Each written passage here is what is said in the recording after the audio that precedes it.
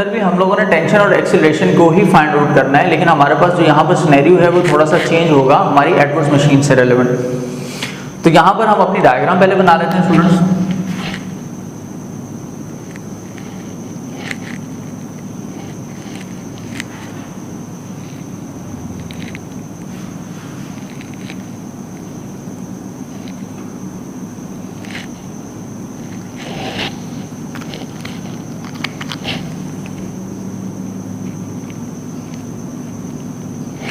Students ये हमारे पास table है, ये हमारे पास हमारी फ्रिक्शन लेस पुली है, और यहाँ पर स्टूडेंट्स हम लोग बनाने वाले हैं अपनी मैसेज को। The first mass is B and second mass is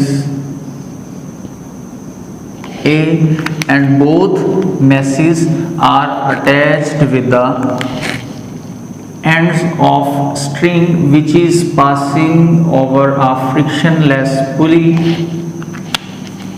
और स्टूडेंट्स हम इसको अब लेबल करने लगे हैं। यहाँ पर हमारे पास इस पार्ट में जो हमारे पास वैल्यूज होंगी स्टूडेंट्स कुछ इस तरह से प्रेजेंट की जा सकेंगी। सबसे पहले हमारे पास ए पर लगने वाली force which is gravitational force, the A object having a mass m1 and same as with the help of mass and gravitational force the weight 1 is acting on the body A। same as student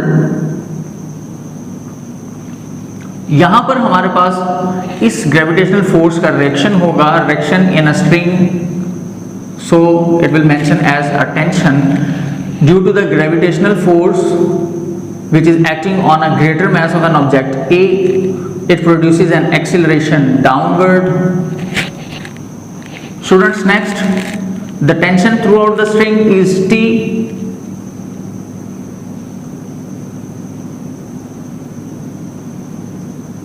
and the direction of acceleration also is towards the tension T, and same as the gravitational force acting on the object B and having a mass m2, it will produce a weight and the direction of this weight or gravitational force is an opposite direction and which is represented as simple reaction। तो students ये हमारे पास हमारी diagram थी जिसको हमने balance कर लिया। अब हम इनकी पहले इक्वेशंस बनाएंगे और इक्वेशंस बनाने के बाद हम अपने इस क्वेश्चन को सॉल्व आउट करेंगे and then we find out the acceleration and tension in a string. So students first of all हम अपने पॉइंट ए को कंसीडर करेंगे और ऑब्जेक्ट ए के लिए हम अपनी जो वैल्यूज हैं उनकी इक्वेशंस को ड्रॉ करते हैं। स्टूडेंट्स यहाँ पर फॉर ऑब्जेक्ट ए हमारे पास मास ऑफ ग्रेविटेशनल फोर्स जो है वो एग्जैक्टली डाउनवर्ड था, इस वजह से हमारे पास पॉजिटिव आएगा m1g के साथ एंड सेम नेगेटिव टेंशन होगा क्योंकि उसके डायरेक्शन एक्सेलरेशन के ऑपोजिट है। तो स्टूडेंट्स वो इस तरह से लिखा जाएगा T। जब हम स्टूडेंट्स इसके इक्वेशन को कंप्लीट करेंगे, ये हमारे पास वो फोर्सेस है जो हमारे पास एक वर्टिकल डायरेक्शन के अंदर वर्टिकल एक्सिस पर आ रही थी, हॉरिजॉन्टल एक्सिस पर कोई फोर्स नहीं है। तो स्टूडेंट्स यहाँ पर हम क्या करेंगे, इसको इसकी नेट फोर्स के साथ बैलेंस कर देंगे which is equal to m1a, so it will become as equation number 1।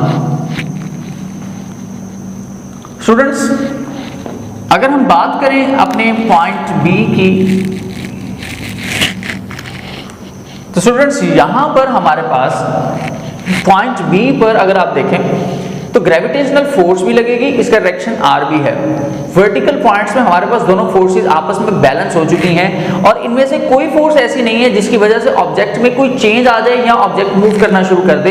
तो इस वजह से यहाँ पर ग्रेविटेशनल फोर्स और डायरेक्शन की वैल्यू हमारे लिए किसी काम की नहीं है। सो हम कंक्लूड करेंगे कि ये हमारे पास इज इक्वल टू 0 है।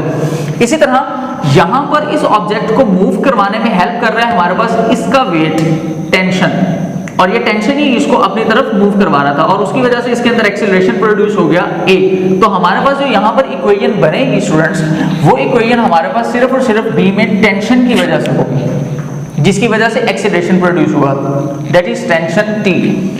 सो स्टूडेंट्स इसको अगर हम इक्वेट करेंगे तो यहाँ पर इसको भी हमें हॉरिजॉन्टल के वैल्यूज ऑफ फोर्सेस के इक्वल हमें बैलेंस करना पड़ेगा, otherwise we will equate it with the help of a net force, so it will.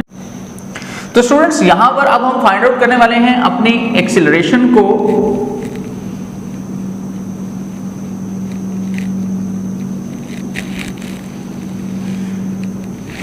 Students acceleration को फाइंड आउट करने के लिए सेम वही प्रोसीजर जो हमने लास्ट अपने टॉपिक में किया था, we have to add the equation 1 and equation number 2, we will get the value of acceleration. So students, let's see. Equate करने के लिए इक्वेशन नंबर 1 और 2 को ऐड करेंगे, लेफ्ट हैंड साइड पे मौजूद वैल्यूज को लेफ्ट हैंड साइड पे और राइट हैंड साइड वाली वैल्यूज को राइट हैंड साइड के अंदर ऐड करेंगे, तो हमारे पास आंसर बनेगा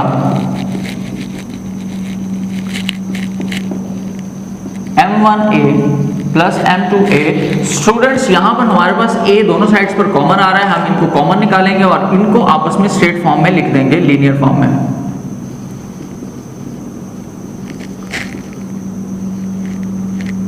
m1 plus m2 is equal int multiply by a।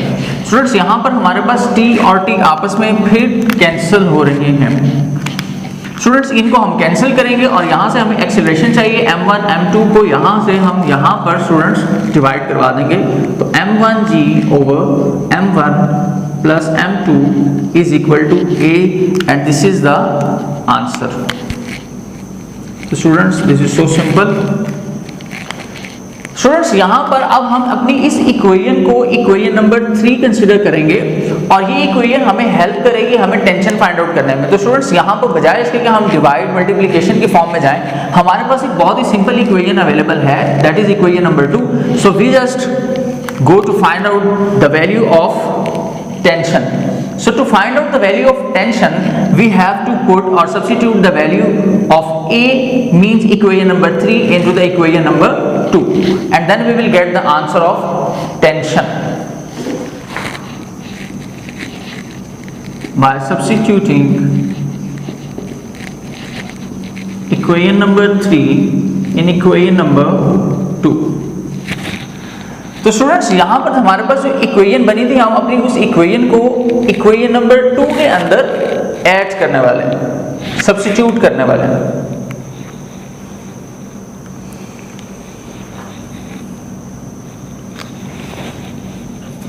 Students यहाँ पर हमारे पास वैल्यू है t is equal to m2 and we have to substitute the value of acceleration in this a।